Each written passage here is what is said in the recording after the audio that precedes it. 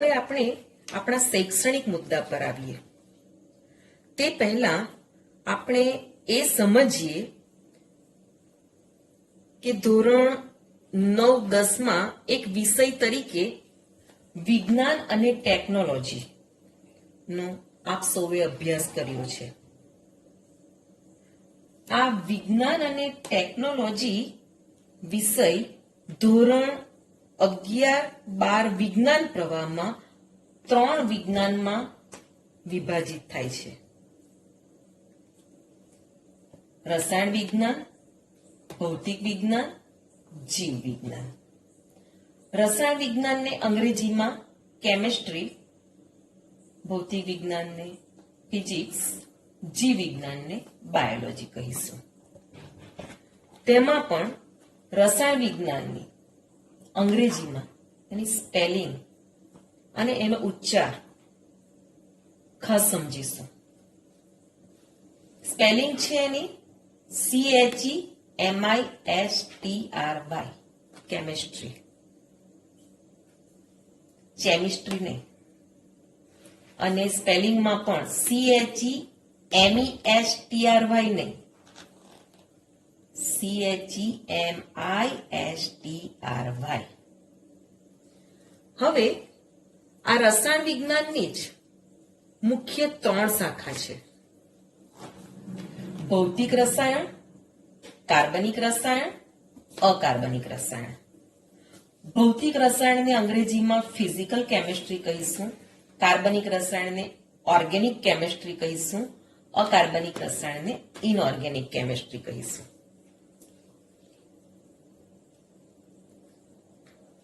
અને તેમાં પણ રસાયણ વિજ્ઞાનનું આપણું પાઠ્યપુસ્તક જે છે તે 2 ભાગમાં છે. ભાગ 1 રસાયણ વિજ્ઞાન અને ભાગ 2 રસાયણ વિજ્ઞાન. આ પ્રકારનું પાઠ્યપુસ્તક છે ભાગ 1 અને ભાગ 2 નું, જેમાં ભાગ 1 માં 1 થી 7 એકમોનો સમાવેશ છે અને ભાગ 2 માં 8 થી 14 એકમોનો સમાવેશ થાય છે. આજે આપણે રસાયણ વિજ્ઞાન ભાગ 1 ના પુસ્તકમાંથી એકમ 1 રસાયણ વિજ્ઞાનની પાયાની સંકલ્પનાઓ નો અભ્યાસ આજે આપણે કરવાના છીએ. રસાયણ વિજ્ઞાન એ વિજ્ઞાનની એવી શાખા છે કે જેમાં દ્રવ્યનું, દ્રવ્યના રાસાયણિક તેમજ ભૌતિક ગુણધર્મોનું, દ્રવ્યના રાસાયણિક તેમજ ભૌતિક પરિવર્તનોનું, દ્રવ્યમાં થતા આવા પરિવર્તનો દરમિયાન થતા ઉર્જાના ફેરફારોનો અભ્યાસ કરવામાં આવે છે. મહાન વૈજ્ઞાનિક લિનસ પાઉલિંગના મત મુજબ રસાયણ વિજ્ઞાન એ પદાર્થો તેમજ તેના ગુણધર્મો તેમજ તેના બંધારણ અને તેમાં થતા પરિવર્તનોનું વિજ્ઞાન છે. હવે આપણે જોઈએ તો આ રસાયણ વિજ્ઞાનના અભ્યાસની આપણા જીવનમાં શું અગત્યતા છે તે જોઈએ. કારણ કે આપણું જીવન જ રસાયણો સાથે સંકળાયેલું છે. જ્યાં જ્યાં નજર મારી ઠરે યાદી ભરી રસાયણોની.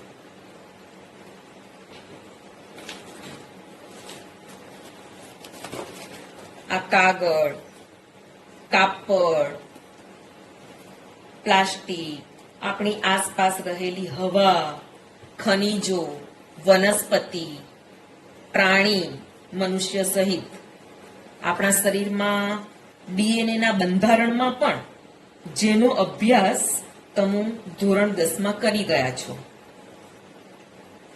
તે ડીએનએ ના બંધારણમાં પણ આવર્ત કોષ્ટકના નાઇટ્રોજન અને ફોસ્ફરસ તત્વોનો સમાવેશ થાય છે. નાઇટ્રોજન આવર્ત કોષ્ટકમાં કયા નંબરનું સ્થાન ધરાવે? 7 નંબરના સ્થાન પર. અને આ નાઇટ્રોજન તત્વની સંજ્ઞા. બીજો કયું તત્વ ની વાત કરી આપણે ડીએનએ ના બંધારણમાં? ફોસ્ફરસ. ફોસ્ફરસ સંજ્ઞા પી, એનો પરમાણુ ક્રમાંક 15. 15 નંબર, આવર્ત કોષ્ટકમાં 15 નંબરના સ્થાન પર ફોસ્ફરસ જોવા મળશે. જો શબ્દ છે ફોસ્ફરસ, એની સંજ્ઞા એફ નથી, અહીંયા ફનો એફ નામનું પણ તત્વ છે 9 નંબરના ક્રમાંક પર, જેની સંજ્ઞા એફ આપવામાં આવેલી છે. તે તત્વનું નામ છે ફ્લોરિન. અહીંયા ફોસ્ફરસ ને એની સંજ્ઞા છે પી, અને જે 15 નંબરના ક્રમાંક ઉપર આવર્ત કોષ્ટકમાં સ્થાન ધરાવે છે. વિદ્યાર્થી મિત્રો, તમારે રસાયણ વિજ્ઞાનની નોટબુકમાં આવર્ત કોષ્ટકના પ્રથમ 1 થી 30 તત્વો નું નામ, પરમાણુ ક્રમાંક અને સંજ્ઞા સહિત તમારે નોટબુકમાં લખવાનું છે. હવે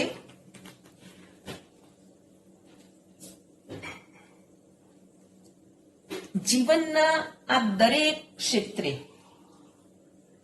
રસાયણનો સમાવેશ થાય છે.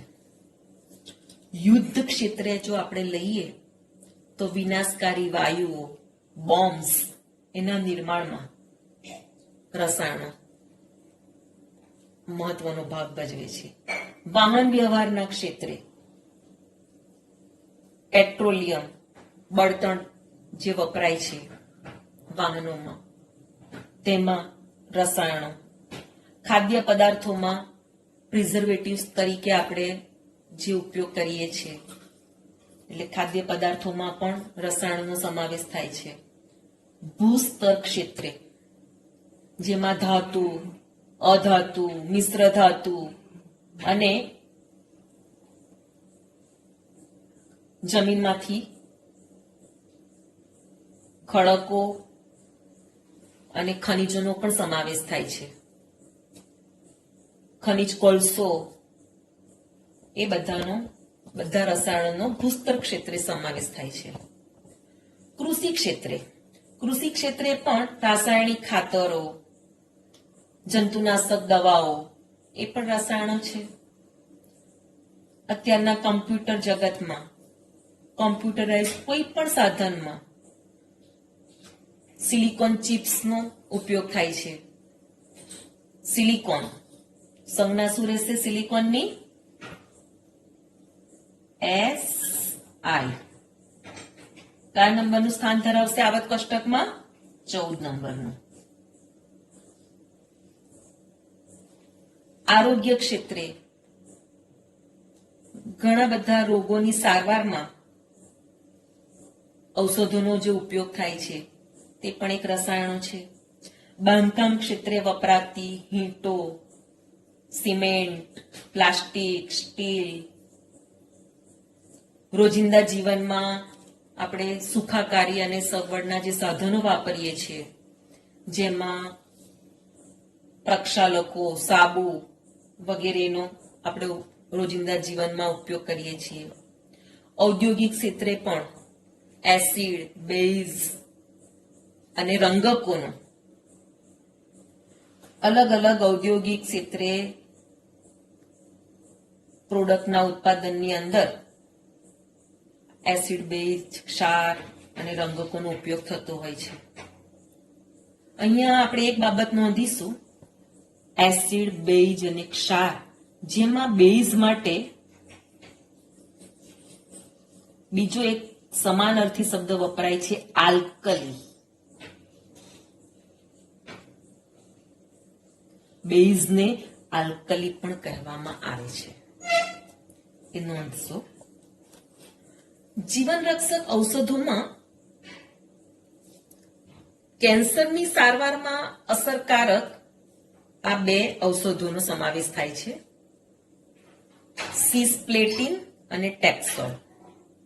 સિસ્પ્લેટિન એના નામના આધારે જ પ્લેટિનમ તત્વ આ સિસ્પ્લેટિનના બંધારણમાં જોવા મળે છે, પ્લેટિનમ. એઇડ્સની સારવારમાં AZT એઝિડોથાઇમિડિન એ ઔષધનો ખૂબ જ અસરકારક ઉપયોગ છે.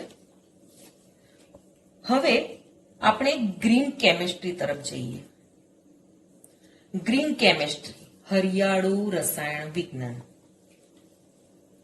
કે જેમાં આપણે આપણું જીવનનું રસાયણ હરિયાળું બની રહે તેવા રસાયણનો ઉપયોગ કરવો. અને તેના માટે અત્યારે જે વપરાતા પર્યાવરણ માટે જોખમી રેફ્રિજરન્ટ જે રેફ્રિજરેટરમાં ઉપયોગ થાય છે, CFC ક્લોરોફ્લોરોકાર્બન, જેને ફ્રિયોન્સ તરીકે પણ ઓળખવામાં આવે છે. આ ક્લોરોફ્લોરોકાર્બનના એક સમજવા માટે એક આપણે ઉદાહરણ લઈએ મિથેનમાંથી. તો મિથેનનું બંધારણ આપણે જોઈએ છીએ આ રીતેનું. કાર્બન અને કાર્બનની ચતુસંયોજકતા આ હાઇડ્રોજન.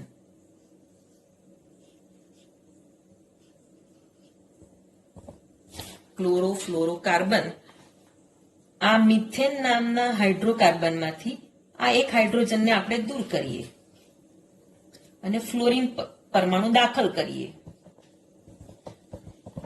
બીજા એક હાઇડ્રોજનને દૂર કરીને ક્લોરીન પરમાણુ દાખલ કરીએ તો આને ક્લોરોફ્લોરોકાર્બન કહેવામાં આવે. કાર્બનની હજી બે સંયોજકતા જે છે તે હાઇડ્રોજન પરમાણુ વડે સંતોષાયેલી છે, એક ક્લોરીન પરમાણુ વડે અને એક ફ્લોરીન પરમાણુ વડે. એને ક્લોરોફ્લોરોકાર્બન કહેવામાં આવે છે. હવે આ જે છે CFC ક્લોરોફ્લોરોકાર્બન જે ઓઝોનના આવરણને નુકસાન કરતા છે, તો તેની જગ્યાએ હાલમાં જે વપરાય છે તે 1,1,1,2 ટેટ્રા ફ્લોરો ઇથેન.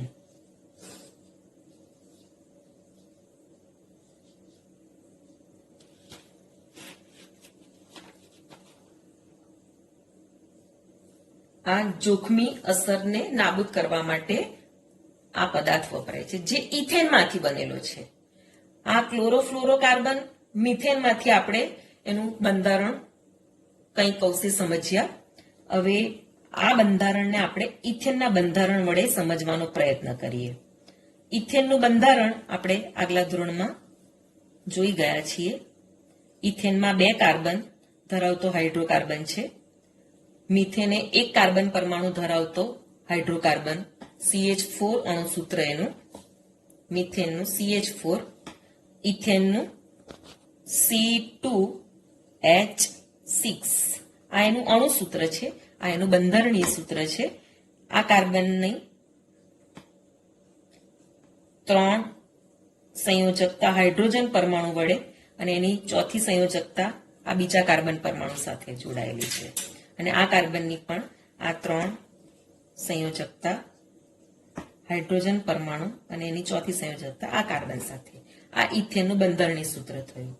એમાંથી આપણે 1,1,1,2 ટેટ્રાફ્લોરો ઇથેનનું બંધારણ સમજીએ. જેવી રીતે મિથેનમાંથી આપણે ક્લોરોફ્લોરોકાર્બનનું બંધારણ સમજ્યા, તેવી રીતે ઇથેનમાંથી આપણે આ કાર્બનને આપણે પહેલો કાર્બન કહીએ અને બીજો કાર્બન કહીએ. તો પહેલા કાર્બન સાથે નામમાં શું છે 1,1,1 3 વાર ઉલ્લેખ છે. તો પહેલા કાર્બન સાથે જે આ 3 હાઇડ્રોજન જોડાયેલા છે એ 3 હાઇડ્રોજનને દૂર કરીને આપણે ફ્લોરીન પરમાણુ દાખલ કરીએ.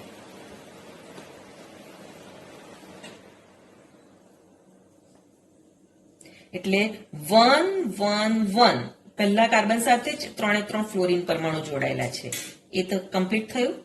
2 બીજા કાર્બન સાથે પણ 3 હાઇડ્રોજન છે, તેમાંનો એક જ હાઇડ્રોજન દૂર કરીએ એટલે બીજા કાર્બન સાથે એક જ ફ્લોરીન પરમાણુ હાઇડ્રોજનની જગ્યાએ દાખલ કર્યું.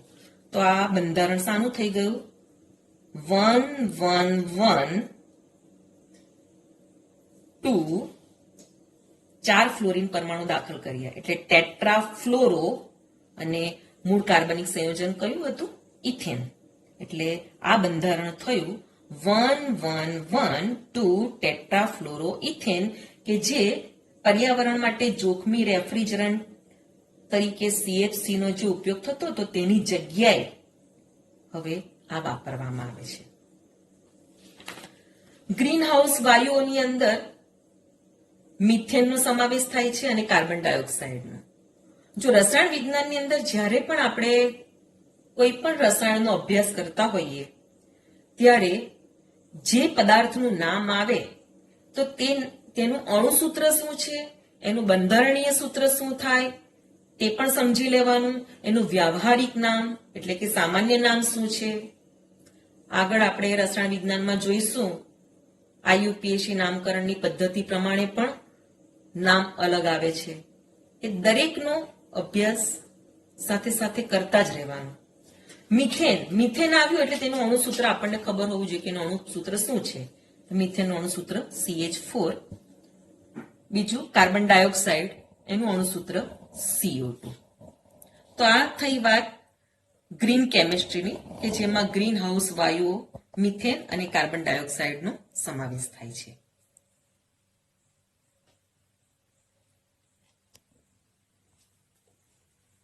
હવે આપણે આ એકમમાં આગળ વધીએ તો દ્રવ્ય અને તેનું વર્ગીકરણ સમજીએ.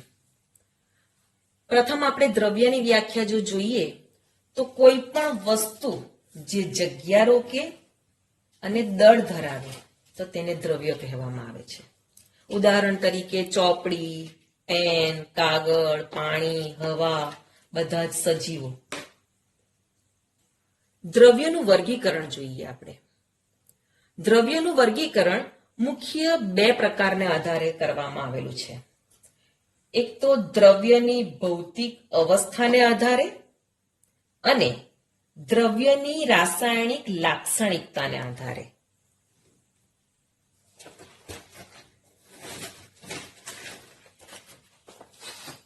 દ્રવ્યની રાસાયણિક લાક્ષણિકતાના આધારે જે દ્રવ્યનું વર્ગીકરણ છે તેને બીજા શબ્દોમાં સ્થૂળદર્શીય અથવા જથ્થામય એટલે કે બલ્ક સ્તરે દ્રવ્યનું વર્ગીકરણ પણ કહેવામાં આવે છે. આપણા પાઠ્યપુસ્તકની અંદર પેજ નંબર 3 ઉપર આ જે ચાર્ટ બતાવેલો છે તેની ઉપર એનો ઉલ્લેખ બતાવેલો છે.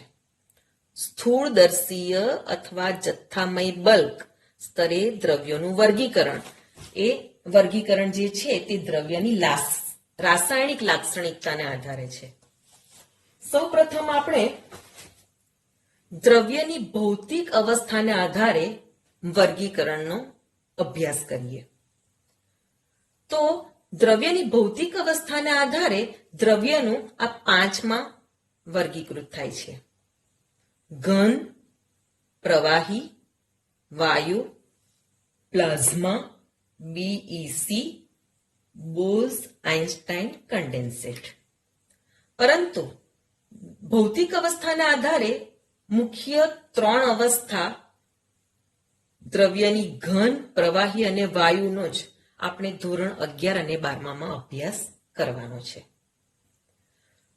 દ્રવ્યની સૌથી પ્રથમ ભૌતિક અવસ્થા ઘનનો જો આપણે અભ્યાસ કરીએ અને સમજીએ તો એની લાક્ષણિકતા આપણે જોઈએ તો ઘનમાં જે કણો છે તે એકબીજાની ઘણા જ નજીક હોય છે. જોઈ શકીએ છીએ આપણે. તેઓ વ્યવસ્થિત અને ક્રમબદ્ધ રીતે ગોઠવાયેલા હોય છે.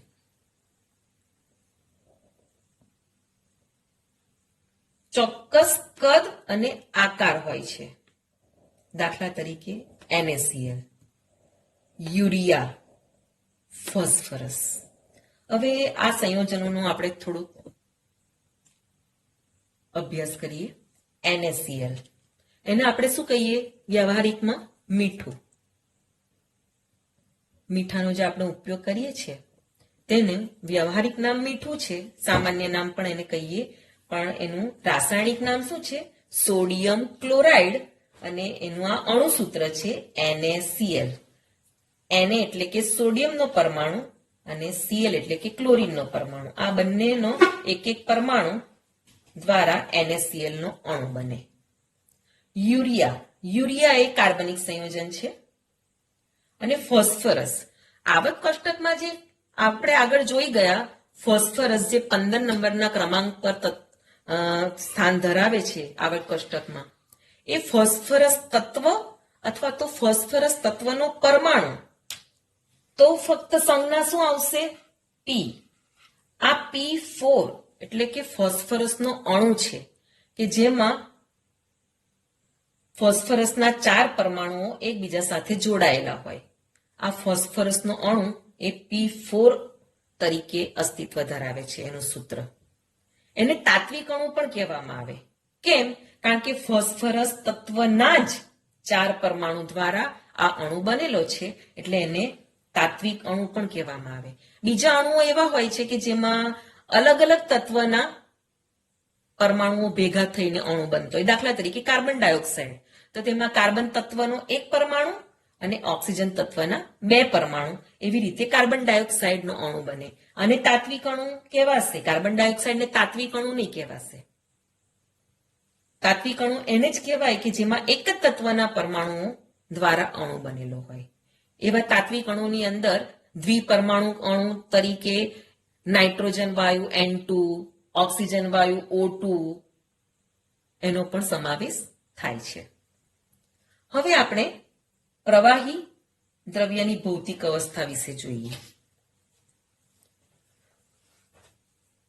પ્રવાહીની ભૌતિક અવસ્થામાં કણો એકબીજાની નજીક હોય છે. ઘનમાં કણો એકબીજાની ઘણા જ નજીક હોય છે, જ્યારે ઘનની સાપેક્ષમાં પ્રવાહીમાં કણો એકબીજાની થોડા નજીક હોય છે, એકદમ નજીક નથી હોતા અને આજુબાજુમાં હરી ફરી શકે છે. અને તેથી જ પ્રવાહી વહેવાનો ગુણધર્મ ધરાવે છે. તેને ચોક્કસ કદ હોય છે પણ ચોક્કસ આકાર હોતો નથી. તેમને જે પાત્રમાં ભરવામાં આવે તે પાત્રનો આકાર ધારણ કરે. દાખલા તરીકે પાણી, કેરોસીન, ઇથેનોલ. અહીં પાછો આપણે અણુસૂત્રનો અભ્યાસ જોઈ લઈએ. પાણી, તો પાણીનું અણુસૂત્ર શું? H2O, બરાબર. Kerosene, ethanol. ઇથેનોલનું અણુસૂત્ર પણ તમે 10મા ધોરણની અંદર શીખી ચૂક્યા છો. ઇથેનોલનું અણુસૂત્ર થશે C2H5OH. ઇથેનોલ જોઈએ આપણે અહીંયા. ઇથેનના અણુનો આપણે આગળ અભ્યાસ કર્યો, બરાબર. ઇથેનમાં 2 કાર્બન અને આ કાર્બનના 3 હાઇડ્રોજન જે જોડાયેલા છે તે, આ કાર્બનની ચોથી સંયોજકતા આ કાર્બન સાથે જોડાયેલી છે. આ કાર્બનની પણ આપણે 3 સંયોજકતા એની હાઇડ્રોજન પરમાણુ વડે આ ઇથેનનું બંધારણીય સૂત્ર. તેમાં આ બંને કાર્બનમાંના કોઈ પણ એક કાર્બન પાસેનો હાઇડ્રોજન આપણે દૂર કરીએ, કોઈ પણ હાઇડ્રોજન, આ 3માંથી કોઈ પણ હાઇડ્રોજનને આપણે દૂર કરીએ અને OH ક્રિયાશીલ સમૂહ જો લગાડીએ તો આ બની ગયું બંધારણીય સૂત્ર કોનું? ઇથેનોલનું. જે આપણે ધોરણ 10માં OH ક્રિયાશીલ સમૂહ ધરાવતા આલ્કોહોલ સંયોજનોનો અભ્યાસ કરી ગયા છે. એક કાર્બન પરમાણુ ધરાવતો આલ્કોહોલ મિથેનોલ. એમાં મિથેનનું જે બંધારણીય સૂત્ર છે એ કાર્બન સાથે જે 4 હાઇડ્રોજનના પરમાણુ જોડાયેલા હોય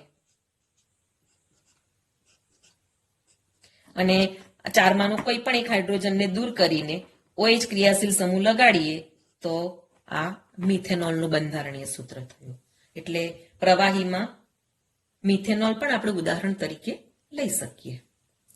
હવે દ્રવ્યની ભૌતિક અવસ્થા વાયુ વિશે જોઈએ. વાયુમાં કણો ઘન અને પ્રવાહીની સરખામણીમાં ઘણા દૂર હોય છે, જોઈ શકીએ છીએ આપણે. તેમની હેરફેર પણ સરળ અને ઝડપી હોય, તેથી તેઓને ચોક્કસ કદ કે ચોક્કસ આકાર હોતા નથી. તેઓને જે પાત્રમાં ભરવામાં આવે તેમાં બધે જ ફેલાઈ જાય છે. એમાં આપણે જો ઉદાહરણ જોઈએ તો નાઇટ્રોજન વાયુ, હાઇડ્રોજન વાયુ, રાંધણ ગેસ એનો વાયુમાં સમાવેશ થાય. આ નાઇટ્રોજનનો અણુ છે, આ હાઇડ્રોજનનો અણુ છે. હાઇડ્રોજન તત્વની સંજ્ઞા કે હાઇડ્રોજન પરમાણુની સંજ્ઞા તો ફક્ત H હાઇડ્રોજન માટે અને ફક્ત N એ નાઇટ્રોજન માટે. આ વાયુ સ્વરૂપમાં N2 સ્વરૂપે અસ્તિત્વ ધરાવે. H2 પણ વાયુ સ્વરૂપમાં, હાઇડ્રોજન પણ વાયુ સ્વરૂપમાં H2 તરીકે અસ્તિત્વ ધરાવે છે. આ દ્રવ્યની ભૌતિક અવસ્થાને આધારે મુખ્ય 3 અવસ્થા ઘન, પ્રવાહી અને વાયુનો આપણે વિસ્તૃત અભ્યાસ કર્યો. હવે જે આ 3 ભૌતિક અવસ્થા છે એ ભૌતિક અવસ્થાને આધારે દ્રવ્યની જે આ મુખ્ય 3 અવસ્થાઓના આંતરિક રૂપાંતરણોનો આપણે અભ્યાસ જોઈએ. મુખ્ય 3 અવસ્થા ઘન, પ્રવાહી, વાયુ. અહીંયા તમે જોઈ શકો છો ઘન અને પ્રવાહી વચ્ચે આ જે તીરની નિશાની બતાવવામાં આવે છે, અડધા તીરની નિશાની ડાબી બાજુથી જમણી બાજુ તરફ અને આ જમણી બાજુથી ડાબી બાજુ તરફ અડધા તીરની નિશાની. એ જ પ્રમાણે પ્રવાહી અને વાયુ વચ્ચે પણ જોઈ શકો છો. આંતરિક રૂપાંતરણ, આ નિશાનીનો અર્થ શું છે કે ઘનનું પ્રવાહીમાં રૂપાંતર થાય તો પ્રવાહીનું ઘનમાં પણ રૂપાંતર થઈ શકે. તો આ પ્રકારની જો રાસાયણિક પ્રક્રિયા હોય, આ ભૌતિક પરિવર્તન છે આંતરિક રૂપાંતરણનું. પણ કોઈ પણ રાસાયણિક સમીકરણ આપણે રજૂ કરીએ તો ડાબી બાજુ પ્રક્રિયકો હોય અને જમણી બાજુ નિપજ હોય, અને પ્રક્રિયકો અને નિપજો વચ્ચે આ રીતે તીરની નિશાની આપણે મૂકીએ છીએ. આ રીતે તીરની નિશાની મૂકીએ છીએ આપણે. ફક્ત આ રીતે તીરની નિશાની મૂકીએ એનો અર્થ શું કે પ્રક્રિયકોનું નિપજોમાં રૂપાંતર થાય, પરંતુ નિપજોનું પ્રક્રિયકોમાં રૂપાંતર થતું ન હોય. અહીંયા જે આ ભૌતિક ફેરફાર આપણે રૂપાંતરણનો જે જોઈ શકીએ છીએ તેનું ઘનનું પ્રવાહીમાં પણ રૂપાંતર થાય અને પ્રવાહીનું પાછું ઘનમાં પણ રૂપાંતર થાય. પણ ઘનનું પ્રવાહીમાં અને પ્રવાહીનું વાયુમાં રૂપાંતરણ માટે આપણે ઘન દ્રવ્યને શું કરવું પડે? ગરમ કરવું પડે. તો તેનું રૂપાંતરણ થશે અને એનું પ્રવાહીમાં રૂપાંતર થાય. અને એ જે પ્રક્રિયા છે તેને આપણે પીગલનની કે ગલનની પ્રક્રિયા કહી શકીએ. પ્રવાહીનું વાયુમાં રૂપાંતર તો પ્રવાહીને ગરમ કરીએ એટલે કે પ્રવાહીને ઉકાળીએ તો એનું બાષ્પાયન થાય. બાષ્પાયનની ક્રિયા દ્વારા પ્રવાહીનું ભૌતિક અવસ્થાનું વાયુ ભૌતિક અવસ્થામાં એનું રૂપાંતરણ થાય. અહીંયા ઘનનું પ્રવાહી અને પ્રવાહીનું વાયુમાં રૂપાંતરણ જોયું, પણ ઘનનું પણ ડાયરેક્ટ વાયુમાં રૂપાંતરણ થઈ શકે. તાપમાન જો વધારીએ આપણે તો ઘન પદાર્થ ઉર્ધ્વપાતનની પ્રક્રિયા દ્વારા ડાયરેક્ટ વાયુ સ્વરૂપમાં એનું રૂપાંતર થાય. એના આપણે ઉદાહરણ જોઈએ તો આરતી જ્યારે થાય છે ત્યારે છેલ્લે આપણે કપૂર, આરતી પત્યા પછી કપૂરને આપણે પેટાવીએ છીએ ત્યારે એની જે એમાં એક કપૂરની જે ગોટી હોય છે એ ઘન સ્વરૂપમાં હોય છે. એને સળગાવીએ એટલે કે એનું તાપમાન વધે તો એ ઘન કપૂરની ગોટીનું રૂપાંતર શેમાં થાય? વાયુમાં રૂપાંતર થાય અને આપણે એની સ્મેલ પણ લઈ શકીએ છીએ. એ જ રીતે આપણે હવે વાયુથી પ્રવાહી અને પ્રવાહીથી ઘનમાં રૂપાંતરણ વિશે સમજીએ. જમણી બાજુથી હવે ડાબી બાજુના રૂપાંતરણો જોઈએ તો વાયુનું પ્રવાહીમાં રૂપાંતર. તો વાયુ પદાર્થને પ્રવાહીકરણ દ્વારા એને આપણે પ્રવાહી સ્વરૂપમાં રૂપાંતરણ કરી શકીએ. એને શું કરવું પડશે? આપણે અહીંયા પ્રવાહીમાંથી વાયુમાં રૂપાંતરણ કરવા માટે પ્રવાહી દ્રવ્યને ગરમ કરવું પડે, જ્યારે વાયુને પ્રવાહીમાં રૂપાંતરણ કરવા માટે વાયુ દ્રવ્યને ઠંડુ પાડવું પડે. તો પ્રવાહીકરણની પ્રક્રિયા દ્વારા વાયુ દ્રવ્યનું પ્રવાહી દ્રવ્યમાં રૂપાંતર થશે અને પ્રવાહી દ્રવ્યનું ઘન પદાર્થની અંદર ઘન દ્રવ્યમાં રૂપાંતરણ માટે ઠારણની પ્રક્રિયા, ઠંડુ પાડવામાં આવે પ્રવાહીને તો ઠારણની પ્રક્રિયા અથવા તો અમુક પ્રવાહી દ્રવ્યોમાં ઠંડુ પાડવામાં આવે તો સ્ફટિકીકરણ થાય અને સ્ફટિક ઘન સ્વરૂપે સ્ફટિકો પ્રાપ્ત થાય, એટલે એને આપણે સ્ફટિકીકરણની પ્રક્રિયા પણ કહી શકીએ. તો આ વાયુથી પ્રવાહી અને પ્રવાહીથી ઘનમાં રૂપાંતરણ માટે દ્રવ્યને આપણે શું પાડવું પડશે? ઠંડુ પાડવું પડશે.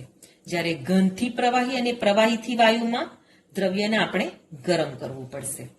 જેવી રીતે આપણે ઘનથી વાયુમાં ડાયરેક્ટ આપણે રૂપાંતરણ જોયું ઉર્ધ્વપાતનની પ્રક્રિયા દ્વારા તાપમાન વધારીને, તેવી જ રીતે વાયુનું પણ ડાયરેક્ટ ઘન દ્રવ્યમાં રૂપાંતરણ થાય અને એ જે પ્રક્રિયા છે એને સંઘનનની પ્રક્રિયા કહેવામાં આવે છે. આ જે રૂપાંતરણ જે છે તેને આપણે આવી રીતે ત્રિકોણ દ્વારા પણ સમજી શકીએ. વાયુ, ઘન, પ્રવાહી, ઘન, પ્રવાહી, વાયુ. આ ઘનમાંથી પ્રવાહી અને પ્રવાહીમાંથી વાયુ માં રૂપાંતરણ માટે ડાબી બાજુથી જમણી બાજુ તરફની પ્રક્રિયા કે જેમાં આપણે દ્રવ્યને ગરમ કરવું પડે તેનો ત્રિકોણ સમજીએ તો ઘનમાંથી વાયુમાં રૂપાંતરણ માટે ઉર્ધ્વપાતનની પ્રક્રિયા દ્વારા, પ્રવાહીમાંથી વાયુમાં રૂપાંતરણ બાષ્પાયનની પ્રક્રિયા દ્વારા, પ્રવાહીમાંથી વાયુમાં ગરમી આપતા બાષ્પાયનની પ્રક્રિયા દ્વારા, ઘનનું પ્રવાહીમાં ઈગલન એટલે કે ગલનની પ્રક્રિયા દ્વારા.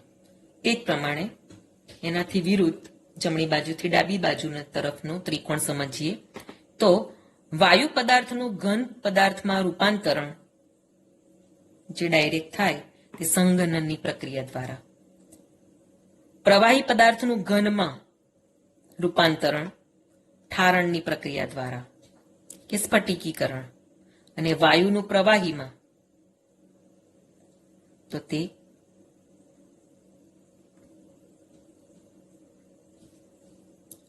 વાયુનું પ્રવાહીમાં પ્રવાહીકરણની પ્રક્રિયા દ્વારા. એટલે આ થયો અભ્યાસ ભૌતિક અવસ્થાના આધારે દ્રવ્યની મુખ્ય 3 અવસ્થાઓના આંતરિક રૂપાંતરણો જોયું. હવે આપણે દ્રવ્યની રાસાયણિક લાક્ષણિકતાના આધારે કે જેને સ્થૂળદર્શીય અથવા જથ્થામય એટલે કે બલ્ક સ્તરે દ્રવ્યનું વર્ગીકરણ, આપણા પાઠ્યપુસ્તકમાં આ શબ્દ આપેલો છે, જેને દ્રવ્યની રાસાયણિક લાક્ષણિકતાના આધારે વર્ગીકરણ પણ કહી શકાય.